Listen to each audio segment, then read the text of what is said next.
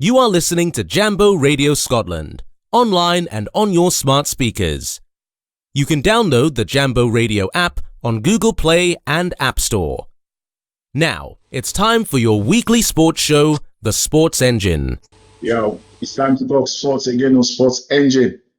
I'm Ladi Egbedire, and joining me on the show today, I got with me Enifemi Afolabi, the one I like to call Zimo, and Wole Opatola. Welcome, guys. Thank you very much. Thank you for having me on the show. It's been quite a while we've been together, and I guess it's because of AFCON. That's why we are doing this today. So all thanks to AFCON. Yeah, it's great to be back, gentlemen. And talking about AFCON, we've seen a lot of shocking results since the beginning of this championship, and I'm sure we're still going to see much more. And if you look at some of the matches that are lined up for today, there might be one or two shocking results, especially compared to what we saw yesterday. Yeah, somebody said, something, and it made me laugh. So I need to share it with you. Somebody said this AFCON, now no grief for anybody AFCON. This is going to be this exactly, no grief for anybody AFCON. I don't think we've ever seen any AFCON like this in the history of AFCON. This AFCON is anybody beats anybody, everybody beats somebody beats anybody.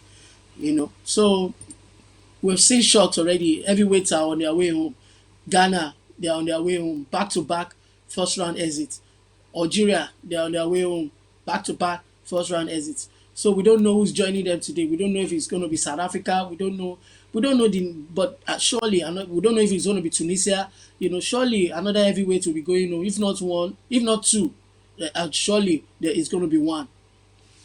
Okay, before we go into the stories proper, let's quickly say that earlier today, some set of journalists who are covering this AFCON tournament in Côte d'Ivoire were involved in a vehicle accident. They were on their way from Yamoussoukro back to Abidjan, venue of the AFCON games. Don't forget they were in Yamoussoukro to cover the game between Senegal and Guinea. But thankfully, there was no report of any fatality. So hopefully they should be back on their feet, because we learned that they were taken to the hospital and they are all responding to treatment. Quickly moving on, we saw yesterday Mauritania recording a shock victory over Algeria and the Desert Warriors. Nobody saw that coming. Femi, what's your take on the game yesterday between Desert Warriors and Mauritania?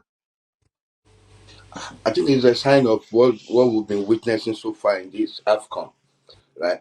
If you look at they call them, I'll say they're giant killers. Right? They go for the established big guns, and they've defeated them. Most of them are going home now. So yesterday's game wasn't too much of a surprise. If you look at the way the AFCON have started, I'm expecting similar results today. Tunisia might be going home as well. These are African champions at one point or the other. But you see this smaller team just coming up now, and I don't know where the bravery has come from. But they penetrate. Look at Gambia against Cameroon. They almost sent Cameroon packing yesterday until the dying minute. And I look at Gambia. When did they come into the continent? In AFCON games, like trying to, surprise big teams like that. Nigeria was lucky against the Guinea as well. We have 2 Guinea in our team. On the good day, you would expect Nigeria to have. Yes, you would expect Nigeria to have that night. So we have to come second on a team like that. But I don't know. I think the landscape have changed this time around. And if you're talking about football, I would say this AFCON have really entertained people. There's been drama, but there's been goals. There's been goals, no doubt. Now, let's look at the standard of this championship compared with officiating. What can you say about the standard of the championship, of the football we've seen in play, and the officiating? I'm particularly okay, with the level of officiating that I've seen in this competition. I mean, I have seen every single VAR decision in this competition, and I think I am very, very much okay with it. I think even Premiership officials have got so much to learn from the African officials presently in Côte d'Ivoire operating the VAR equipment, because there's no single VAR controversy whatsoever. Even last weekend, watching the Spanish league, there was a problem with the Real Madrid game, and all. And the opponents were very furious about the VAR decisions, and they even refused to write a report after the game. There was no single report of the game. They just posted it on their website that there's nothing to write. That you all saw what happened. I think it was Real Madrid versus Almeria or something. So where we have seen that or everywhere else in this competition, every decision has been spot on. So I think that CAF took their time to select the best of the best from the continent, and that's even an indictment on the referees in Nigeria here. You know that not a single referee came from Nigeria, which is a serious aberration. Not only on our image, but of course, on the individuals, that are practicing. The profession. So a lot needs to be remains to be done in terms of officiating the game back home, because for you to have been ignored by the continental ruling body as far as the game is concerned, it shows that you are simply not good enough.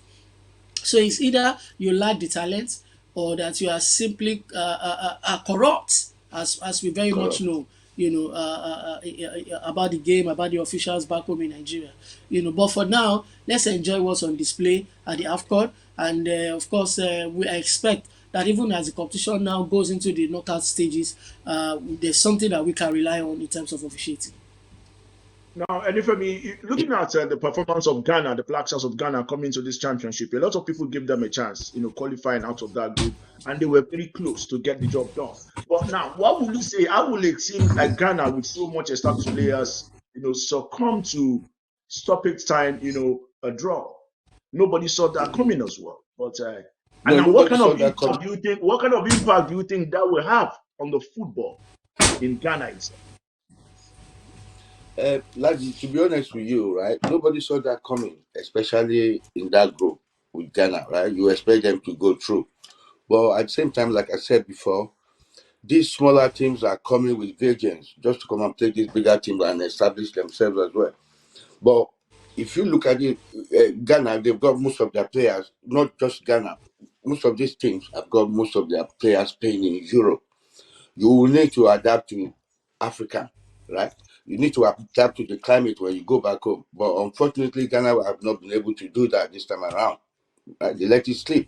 They were leading 2-0, and at the last minute, they considered 2 goals. I would say that is lack of concentration on their part. They blame their coach for it. Yeah, fine. But it's lack of concentration on the part of the players. They should be prepared for that. You're playing in a different climate. The pitches might not be what you play in Europe. The weather might not be the same, but at the same time, you just need to adjust and get through. I think it's a very, very big disappointment and it's a shame on Ghana football, and they have just Now, talking expressed of that by talking okay, away from Ghana now, let's look at Algeria, another big, powerhouse on the continent of Africa. They lost out to Mauritania, a minor when you talk about African football. Now, Wale, do you think that the weather had a crucial impact to play on the performance of the North African teams? If you look at where they are coming from, the Mediterranean region, where it's Mhm. slightly cold compared to when they play in Abidjan or probably Yamoussoukro or Bouaké, where the weather is humid. Do you think the weather kind of impacted their performance? But at the same time, if you look at the performance of Morocco, you might want to say probably not. But what's your take on that? The weather and the Yeah, performance of exactly. Exactly. I like the way you have ended it because, it used to be an excuse, it used to be said Mhm. that North Africans only do well when they are hosting it in their continent, and that anytime they come down south, they tend not to do well. They want to cite example of, occasions whereby North Africans have won because they hosted, and all. But then we must not forget that Egypt started doing well way back in Egypt, in Ghana 2008. They started winning the African Cup of Nations, and they won it for on about 5 consecutive occasions. Many times, Before anyone else could win it. And that time it was not being hosted in North Africa. I mean, Ghana 2008 was not in North Africa. Angola 2010 was not in North Africa. Equatorial Guinea, Gabon 2012 was not in North Africa. So we really need to put all that into consideration. And like you have said, Morocco is doing well. And guess what? There is even something that we need to emphasize now. You see, their weather is not all round cold weather all through the year. No, it is not. In fact, when it's time for them to experience summer, it is overly summer. It gets so hot you wouldn't believe it. That is the same place you have been to. I've been to, several North African countries, Tunisia, Yeah. Morocco, Egypt, Morocco especially, name yeah. it. Exactly. And I remember, Whatever. last time out Mm-hmm. when we went to Egypt, 2019 Africa Cup of Nations, which was hosted around June, July. It was hot. It was very, very hot.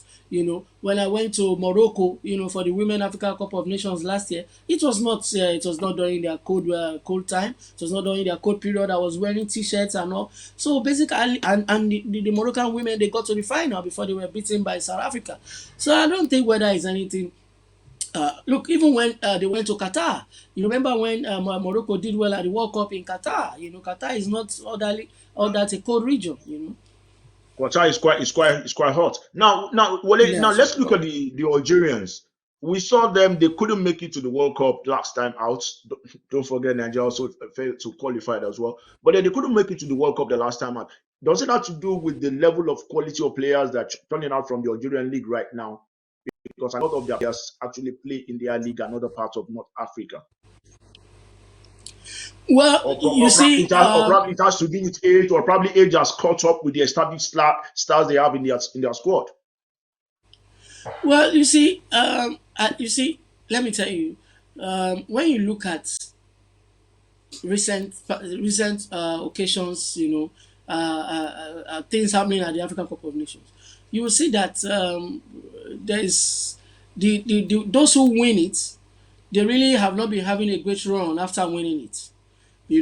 It has happened to Cameroon, it has happened to Algeria, maybe Senegal, can break that hoodoo this time around. But you see, every time they win it, they fail to go beyond the second round at the next edition. The So next. we don't know what's going to happen to Senegal right now, but Senegal looks good enough to even make it all the way back to the final this time around.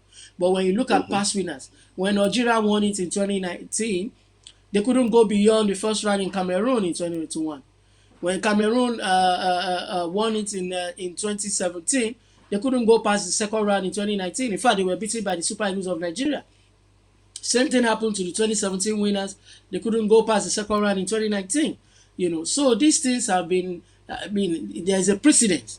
It's just that one is shocked that with the kind of talents that Algeria has got, the Riyad Mahrez of this world and co, that for the second time running, they are crashing out at the group stage.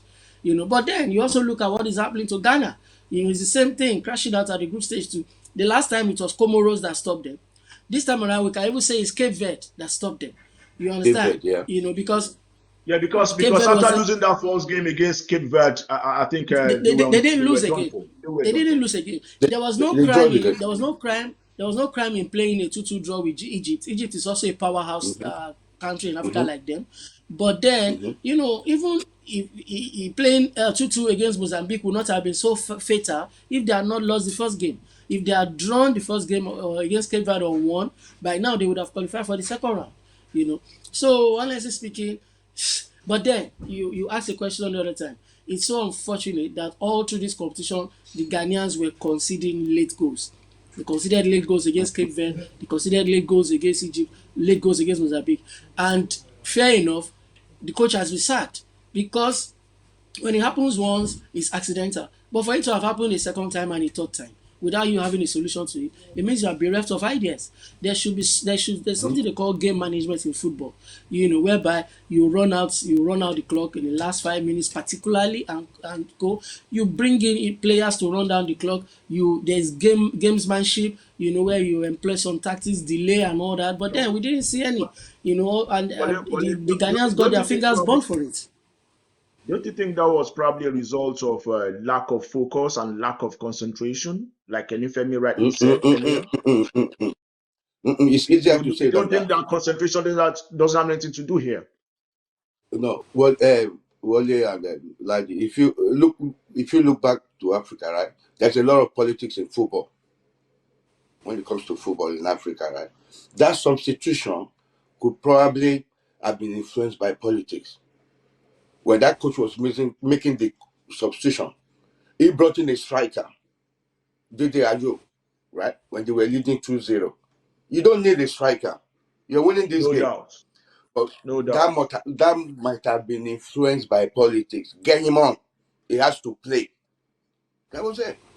These guys have been in this team for more than 20 years, I can say. They are youth that I've known them. Are they the only ones in Ghana that can play football? But one thing we lack in Africa is the whole of Africa.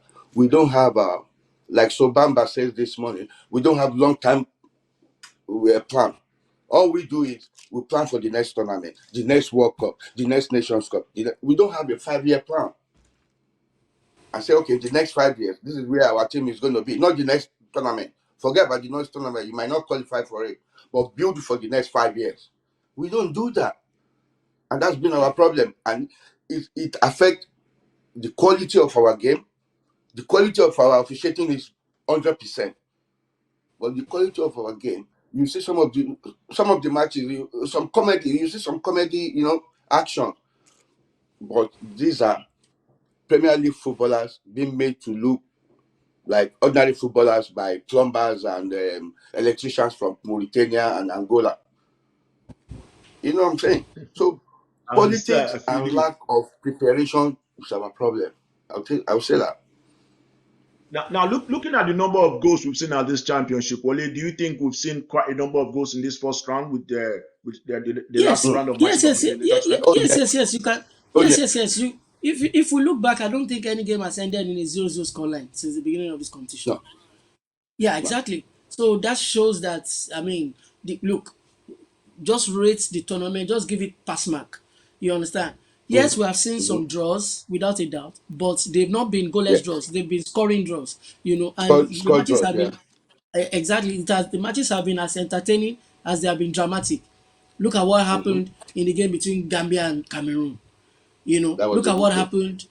Exactly. Look at what happened in the game between Egypt and Cape Verde. By the time the Cape Verdeans scored the equalizing goal late into injury time, all the Egyptian players crashed to the ground because it was as if they were going out of the competition until Mozambique decided to do them a favor by also scoring against Ghana at the other side. And I've seen matches like that.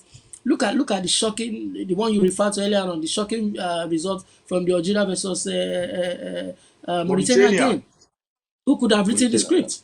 The worst Mm-hmm. anybody could have expected would have been a draw, But then an outright victory for Mauritania against Algeria, oh my God, So it's been as entertaining, as dramatic as it has been on the field and out of it. You have seen, But you have talking seen, of you have seen the talking sacking about of, drama.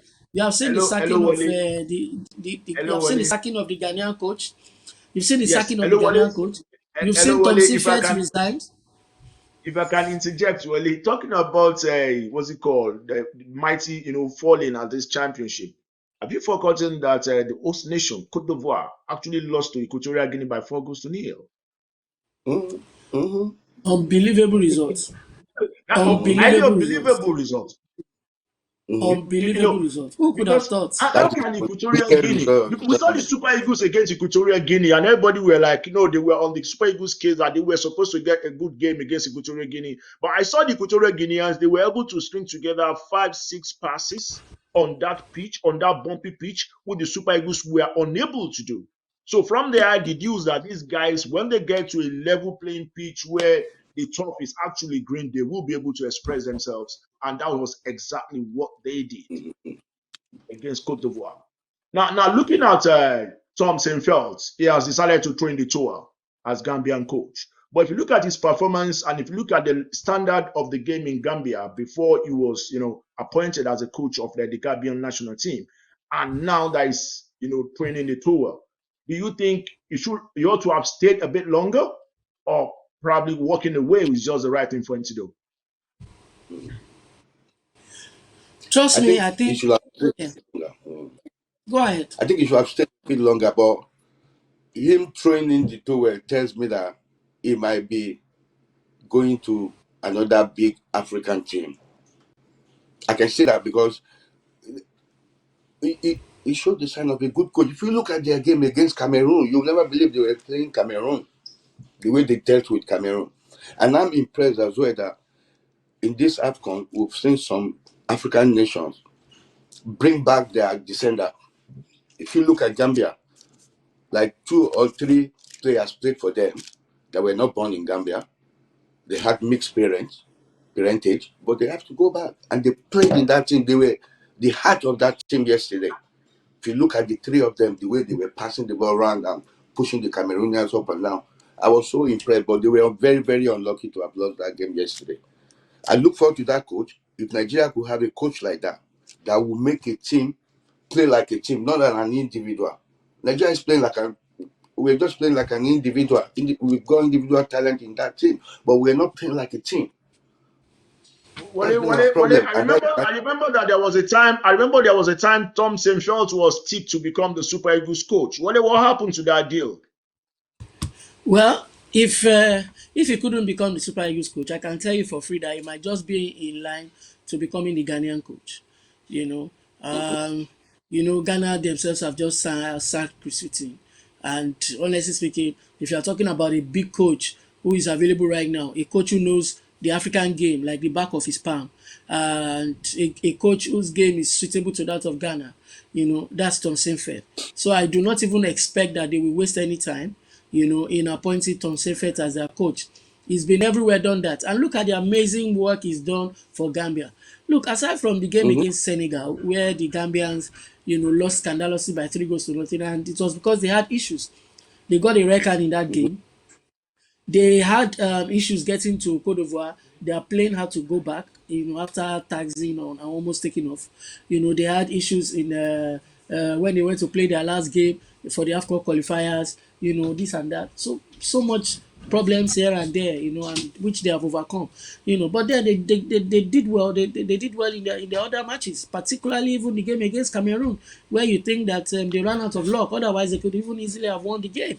You understand? So Tom Saintfield, trust me, is a good coach. He's one who knows African football but in and out. And unless the Ghanaians don't know what they are doing, this is one coach that is available that they should just book right away for the development of the game in Ghana.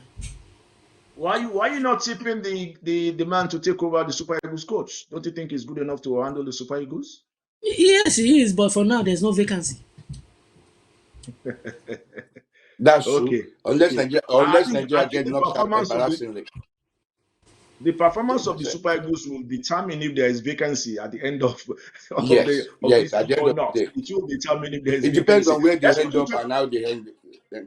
No, most definitely. Let's quickly talk about the fixtures of some of the matches that were played out there in Abidjan today. South Africa will be taking on the Carthage of Tunisia. Namibia will go up against Mali. Tanzania against DR Congo. Zambia will square up against Morocco. For the Moroccans, I think this is a done deal. They've already booked their qualification into the second round. Looking at the South African-Tunisian game, for me, I think that is the star game, and I don't game between Namibia and Mali. Which one do you think is a star game for you there, Enifemi? I would say it's South Africa, Tunisia. That if either of them goes out, then it's a story. You know what I'm saying? So you expect Tunisia to go through South Africa in this group, but Mali are they're very strong in this team. I mean in this group. So the next slot is going to be between Tunisia and South Africa. Any of them goes out, it's a story, and it's not going to be good for the development of the game there. Now we know that Namibia is taking on Mali. That might be a very tough one too, considering the fact that Namibia they are on 3 points. A draw might secure a qualification for them. South Africa, a draw might also secure a qualification for South Africa. So it's obvious that Tunisia are under pressure to get a victory today against South Africa. But looking at that South African team, they lost their first game. They came back strongly in the second match, and oh my days, they were fantastic in the second game. Well, you saw their game in the second game. I think they won by 4-0. What's your take on that performance? Yes, of course. I think qualify for the next round. Yes, I think the games were, they were defined by 2 incidences. The first incident was the penalty that Pesitao missed in the first game. And then the second incident was also the penalty that he scored in the second game. When he scored that penalty, when he lost that penalty in the first game, they lost momentum, and that was it. And they never recovered from it. But in the second game, the moment he scored that penalty, they got going. So Tunisia perhaps should pray that they don't concede a penalty to South Africa this time around, or that even when they do, Pesitao should take it and miss it, so that they can also have their heads bowed and give the Tunisians an opportunity to win. It's going to be a very highly entertaining game. Expect some drama in that game as well. It's the clash of two giants, But then you must also not forget that Namibia, is also a strong giant in Africa, and they're playing against Mali. They know what is at stake. They know that as it is now, a draw will take them to the next round. So it's going to be the Malians too might want to approach it with caution, because going all out against Namibia might prove to be. Look at what happened between Cote d'Ivoire and Equatorial Guinea. The more Cote d'Ivoire attacked, the more Equatorial Guinea scored. So maybe Mali might just want to settle for a draw against Namibia, just to be on the safe side for both teams to qualify without having to think about what will happen in the South Africa-Tunisia game. Now, Elifemi, will you think that at this stage of this championship, a team like Tunisia, the Carthage Lions of Tunisia, won't have been able to record a victory? Because from the look of the table, they are yet to win a game. They've drawn one, they've lost one. And the last game is coming up today.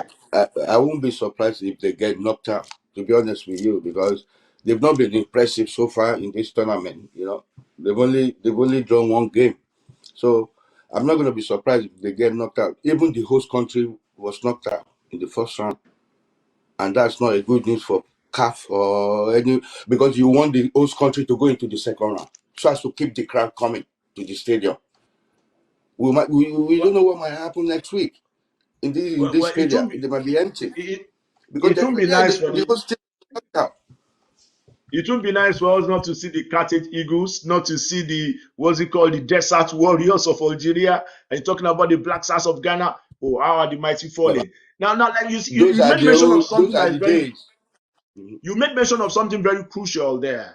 That it would be nice for the host nation to fall out, because we saw some of the games that the host nation were not playing, and we saw a scanty more or less an empty stadium.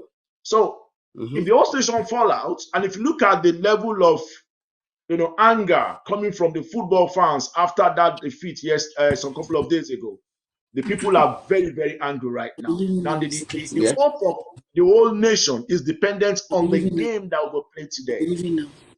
Yeah, but I think I want. Because I saw a fan, right, on social media saying that they went through 3 years of pain, right? Seeing them constructing that road, they have to go through traffic and everything for 3 years, over 3 years, and the team had to be knocked out in the first round. He says he's not going back to the stadium, and the tickets are too expensive.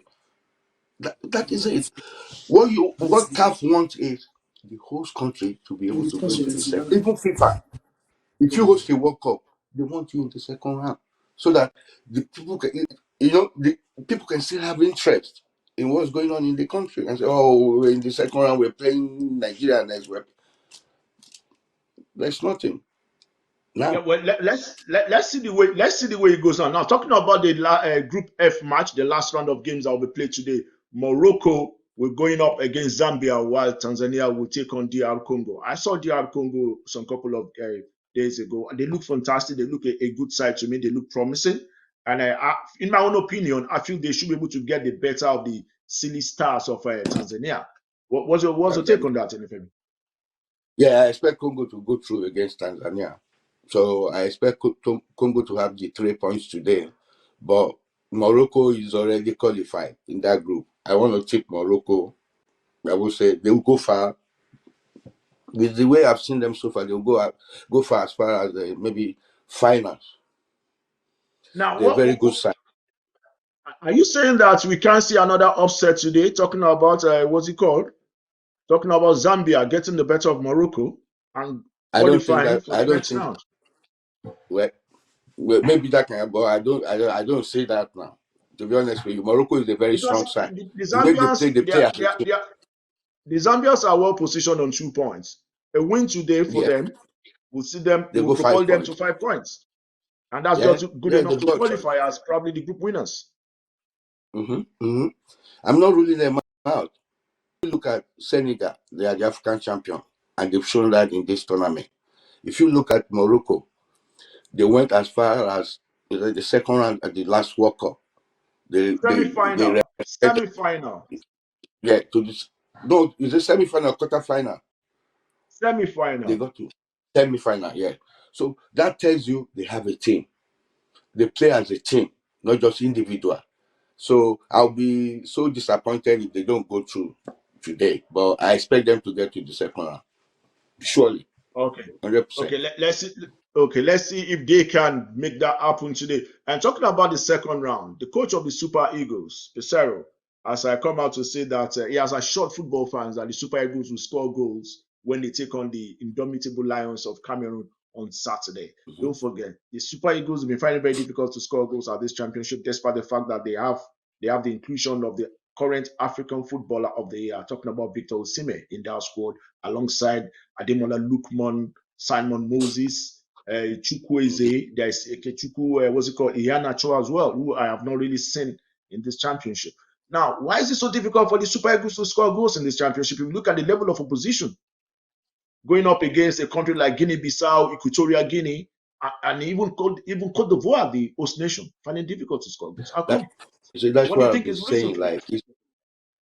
I think it's because they've not been able to play as a team. They're playing. They're still playing as individual talent. The coach has not been able to gel them into a team. Let them play as a team.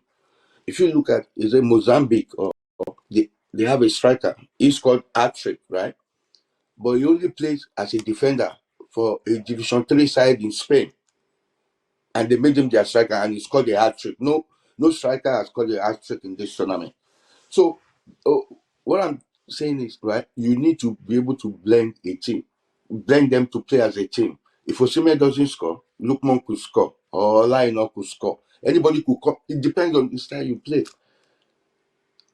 I think that's been our problem. And apart from that, maybe the pitch could affect the players as well. They need to quickly adapt, get used to the climate, get used to the pitches, because you're not playing on Fulham pitch now. You're not playing at the Emirates Stadium, or you're playing at Anfield. No, you need to get used to it. This is where we are. And we have to win it here. So that's been our problem. I'm really surprised. I don't know why people are celebrating Nigeria qualified. Nigeria should be qualified. Should qualify in that group with 9 points. With the talent we've got. Yeah, we should be topping the group, not the Equatorial Guinea. I don't know any Equatorial Guinea player that plays for Napoli or plays for. If you know one, you can tell me. That plays for Liverpool or Arsenal or Fulham. If you know one, you can tell me. But if Nigeria have got these players and they cannot top that group, it's a shame on them. I totally agree with you. Now, which team out of all these teams we've seen as this championship has impressed you the most? Which of these It's teams Senegal. have really impressed you the most? It's Senegal. Now, do you think the Senegalese Play have what three, it win takes three. to go all the way? Do you think they have what it takes to go all the way and win it again and defend the title? Yes. Now, how will you fancy the They've chances got of everything teams for how will you fancy the chances of a team like Cape Verde? Because I think they play good football. they The Cape can. Verdeans, they Yeah, play they good play good football. football.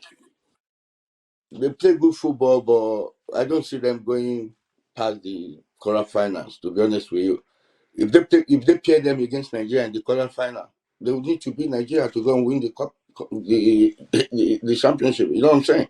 So I still don't see them. They will need to kill like 4 giants before they can win that cup. You know what I'm saying? Now, So if Cape Verde could beat Ghana, that knocked Nigeria out of the World Cup qualifier by 2-1, don't you think that same Cape Verde will be able to handle the Super Eagles of Nigeria? I know football doesn't I work know like football is not no. 1+1.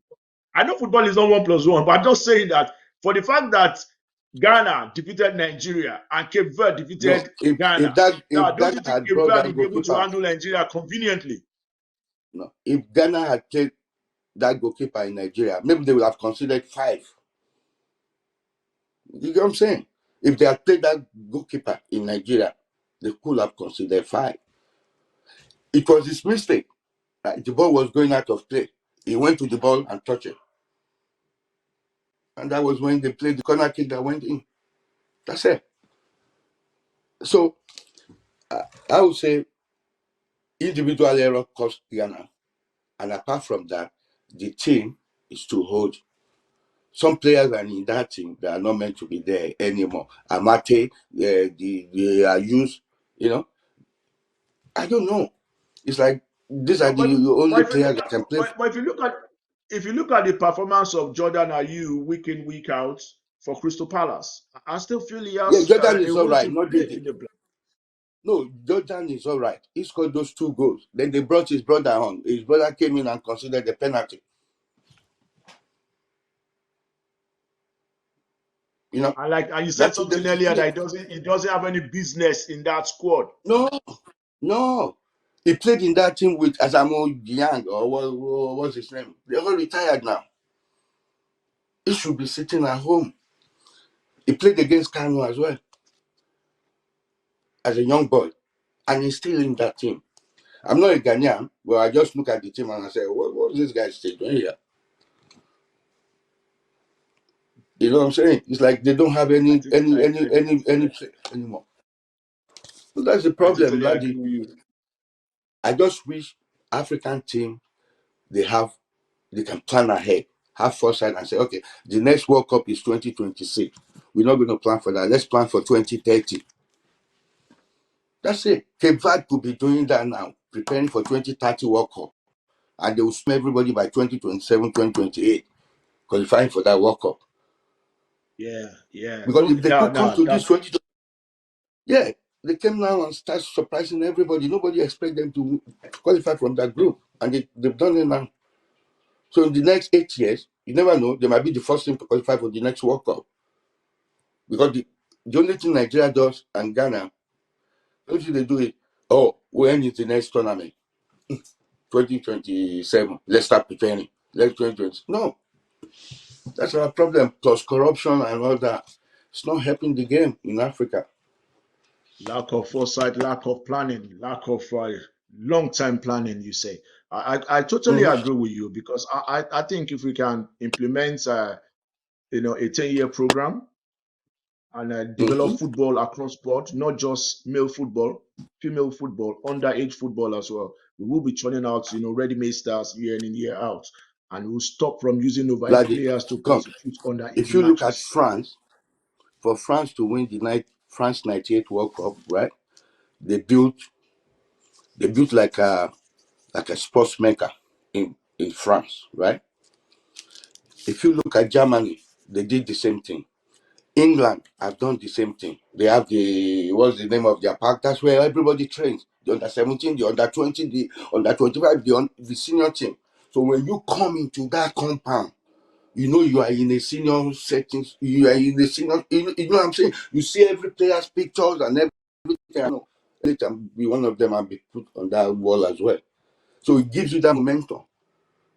That's what England have done as well. So we've not got that foresight to say, okay, Nigeria, we want to win the Nations Cup twice in a row. What do? Let's have a place. Nigeria now, if they call I them to think the national I think Nigeria lost the momentum after winning the Nations Cup in Tunisia in 1994, and the then head of state, Sani Abacha, banished them from attending the one in South from Africa due to the political 96. reasons, Yeah.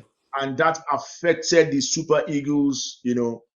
Subsequently, everything just started going wrong for the Super Eagles from that very moment onward. And So why I did think you that think they actually performed in affected them. 94? Why did you think they performed in 94?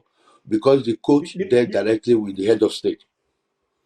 Yeah, and the program started, and the program in '94 that culminated in that victory in '94 started in 1989 after the Yes. failure to qualify for Italia '90. I totally Thank agree you. with you, and I totally agree with you. Away from AFCON now, let's quickly talk about football transfer before we round up on the show today. Bayern Munich has made a bid of 12.8 million pounds for Kieran Trippier of Newcastle United. And Femi, do you think that's disrespectful? Don't you think Trippier, because of the fact that he's a very important player, influential player for Newcastle, do you think Newcastle will let him go? Do you think he's worth more than No, 12.8 million pounds, or is what less than that? No, I think this player was bought for £12 million by Newcastle. Except that they purchased him for 12 million. But I don't think they want to let him go now for that price, 12.5 million. No, it's very, very important to their team, right? But if you consider his age, he's 33 years old. He's 33 years old, I know. And for him as a player, he will want to go because Bayern Munich will win things. They'll win the league and they probably win the Champions League. Even if they don't win the Champions League, he's going to go there and win medal, just like Harry Kane. You know what I'm saying? So maybe Harry Kane is the one telling Tuchel to bring his pal in. These are good players, right? What's his name? The other boy is going from Tottenham, the forgotten defender, right? Eric Dyer. Eric Eric Dyer. Dyer. He signed a contract to go in.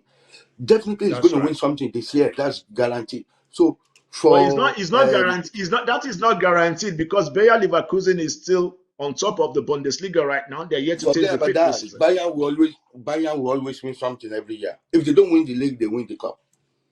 You see that they will always win something. You go home with a medal. That's for sure. Unlike sitting at Tottenham for the last 6 years winning nothing. But Harry Kane has been there for more than 10 years. He hasn't won anything. He's sure of winning something this time around. If he doesn't win the league, he will win the book as well. So Okay, let's Kieran see if you win something. Trippier wanted to leave. I mean, what's his name? He wants to leave, but Newcastle are not going to let him on that price. Maybe if they increase the price, they might let him go because they have Veramente, or what's his name, that young boy coming through now. So they have a young boy coming through that can play in that position, right? They've tested him on the left side as well. I've seen him play. He's a good player. So they don't mind because Newcastle will need to let one or two big players go so they can bring in more players and build their team for the next level. You see that they let Isak, according to report, Isak, Trippier, and what's the name of that South American boy? Colin Wilson. You're talking about Colin No, Wilson. no, the South American boy, the young boy. They want to send him to Saudi Arabia. Oh, Almiron. Yeah. So they need to let some of these guys go so that they can But if you look balance at the the books. performance of Almiron, why would you want to let an influential player like Almiron, walk away from the team? Yeah, no, they don't want the. The problem is they need to balance the books before they can buy any player. If not, they'll be punished like Everton. You're spending more than what you brought in. You know what I'm Now saying? talking If about your teams profit is 50 million, talking about teams getting punished, for spending more than what they bring in. What happens to Man City and PSG? We've never had anything concerning Man City and PSG. Have they not broken anything concerning financial fair play rules? no, PSG is not in our league. Man City I is, know. but but according to what they said, the investigation is still going on. If you have 100 and something allegation against somebody, it's not something you can prove in a day. And these guys have got powerful Anthony's that can delay this thing, they can delay it, and they can delay it for the next 10 years if care is not taken. You've got the money. And that's what goes on now. You know what I'm saying? If you want to face reality, they have 100 and something allegations against them, unlike Everton and Nottingham Forest that you can easily prove. These guys have got big books. It will take you years to prove it. And they I keep see your bringing point. money in. Mm. They keep bringing the money in. Yeah, but let's see the So way it goes. But that's the problem Newcastle have got now. Newcastle can afford to buy 22 players for 100 million. Is it not? They have the backing, right, of the funds from Saudi Arabia. But they can't do that according to the FFP rules. If you make 50 million profit last year, you can't come this year and spend 70 million on a player. No, you have to sell a player for you to be able to that's spend that right. 70 million. That's right. That's right. You have to sell a player. You have to balance the books. That's just But the way Man it City goes. have Now, got like, before we they go, have let's quickly sponsorship to talk. cover it. Before we go, we're not doing any adverts for Nestle here, Anifemi. So if you don't mind, can you just drop this your bottle? We're not doing any free commercial here. Okay, now, before we go, let's quickly talk NBA basketball, where the New Orleans Pelicans scored a franchise record points, totaling 153-124 victory over Utah Jazz. Wow, nobody saw that coming, man. CJ McCollum registered 33 points as Cuba Jones Jr. scored 22 points, and Brandon Ingram added 18 points. The Pelican previous points record was set in 149-129 victory over Sacramento Kings in 2018. Elsewhere, Jalen Williams scored with 2 seconds remaining to give OKC a 111-109 victory over Portland Trail Blazers. And LA Lakers, they lost. They lost to LA Clippers 127-116. Well, we know that LeBron James is down with ankle injury. Probably that was why they lost. The talisman is not around. Anytime the talisman is around, they will always fire on all cylinders. But right now, the talisman is down, and so the Lakers lost. But the Lakers have not been performing. Their performance hasn't been too convincing this season. No, to be honest with you, I've not seen highlights of them recently. I've just been concentrating on the AFCON. I know. AFCON is the rave of the moment right now. Yeah, before we go back to AFCON, let's still talk on the sports. And the world of athletics, the 10th edition of the historic Okpekpe International 10-kilometer race will hold on Saturday, the 25th of May in Okpekpe.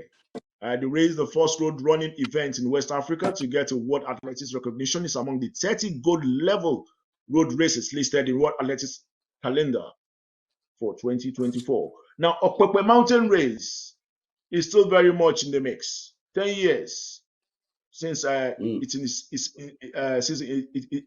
inception. Now, what can you say about this championship? Do you think it's really having any impact on the growth of athletics in the country? Now, let's look at Obudu Mountain Race. We've not really heard anything about Obudu Mountain Race in recent time. What do you think is happening to Obudu? Largely, I would say, you know what's always happened in Africa, right? In this country, it's all about corruption. And then, apart from that, they need to raise sponsorship for this tournament. If you want to have championship like that, you need to have a steady sponsor that can say, okay, I'll take this on for the next 3-5 years, right? But you always have the middlemen, the agent. They call themselves agent. They are the middlemen. They could be politicians. They could be this. They could be that. So this has not been helping the development of this sport. If it's not football, right, it was difficult for any other thing to grow. And that football, they kill it with corruption. I read a report this morning in Ghana. For years now, they've not paid the under 17 bonuses, under 20, and the seniority up to today. And you expect them to perform. It's like when I saw the Nigerian game, the first game, I said, these guys are just here to go and enjoy the weather. They're not here to play football. Because they know they win this game, they win this tournament, it's $7 million. It's not enough for somebody to just pocket it in Nigeria. 84 billion naira. Somebody will just put it in his pocket and not pay these players. Because they think these players are big boys. Oh, he earns 100,000 pounds a week, this one. They don't want to pay them. And that's been the bane of that's our problem, to be honest with you. So it will be difficult for any other sport to grow in Africa if you don't have the sponsorship. You have the sponsorship gone, even if the sponsorship comes in, they want him to come and pay 10%. Before sponsoring that in your country, they want him to pay. Some certain element will stand there and say he has to pay 15%. If not, you can't do anything here. Yeah. Wow. I see your point. Now, quickly now, before we leave the show now, in other sports, still talking about other sports. Now, in Australian Open, Diana Yamstreka has beaten Linda Noskova to become the first qualifier since 1978 to reach the Australian Open semi-finals. Ukraine's Yastremka breezed past the Czech teenager 6-3, 6-4. She will face either Chinese Zheng Qinwen or Russia's Anna Kalinskaya. That's talking about the Australian Open. And don't forget, Novak Djokovic has also qualified for the semi-final of the Australian Open after he defeated Taylor Fritz. And I don't know. God, In please. today's some matches were actually played today. I'm yet to get results of those matches. As soon as we get those results, we'll bring them to you across to you probably in our news bulletin that will come to you subsequently. And Novak Djokovic, talking about Novak now, his contemporaries in the game are either injured or they've bowed out, but he's still firing on all cylinders. What do you think is the cause for his longevity? I think it's his commitment to the game and lack of proper position, right? Um, if somebody dominates a particular game like that, that tells you they are having strong opposition, right? Coming against him. That's what he needs. If not, he will keep on staying there. If nobody can defeat him, what do? You have to get to a stage and say, okay, I'll give it back to you. Look at snooker. Rodney O'Sullivan came back and won the championship again. Yeah. What he said to to the young players are like, these guys are not strong enough. And that annoys some of them. And it's true. If a man has retired, sat in his house, and come back again to come and defeat you guys there, then they're not good enough. So that is what is happening to Djokovic. He needs a proper opposition. When Rafael Nadal was, not Rafael Nadal, Roger Federer. Roger Federer, when he was dominating, this guy came out. That was when Djokovic was coming. He was so That's strong right. that he had to retire this ball. Like, so he needs somebody like that to come in and retire him too. If he keeps winning, yeah, that means there's no proper position to him. Well, let's see if the youngsters coming, nowadays can just make that happen because, like you rightly said, when you see an OG, still, waxing strong in the Keep game, you going. ask the younger ones coming that way, what are you guys doing? Are you guys not ready to take Mhm. over the title? Because I remember vividly that Mary Onyali was Nigerian number one 100 meters sprinter for over 2 decades, Yes, yes. Mhm. almost 2 decades, if not more. Mhm. So, like you rightly said, no good opposition, no quality opposition. And when you don't have quality opposition, you can't get anything competitive. That is how far we can go today on Sports Engine. We're coming to you on the platform of Jambo Radio. You can get us, don't forget, on DAB Digital, in Glasgow and also in Edinburgh. And don't forget, you can download our application on Apple Store and Google Play. And a Jambo Radio Facebook page is also available for you to link up with us. You can watch us live, while you can also watch us recorded on YouTube. I remain Ladi Egbedere. With me on the show has been Wale Opatola and any Femi, Baba Femi, the one I like to call Zimolini. Zimo, always nice having you on the show. Thank you very much, my brother. Thank you, Laji. Thank you, guys. On your mobile phone and on all social media platforms. Jambo Radio.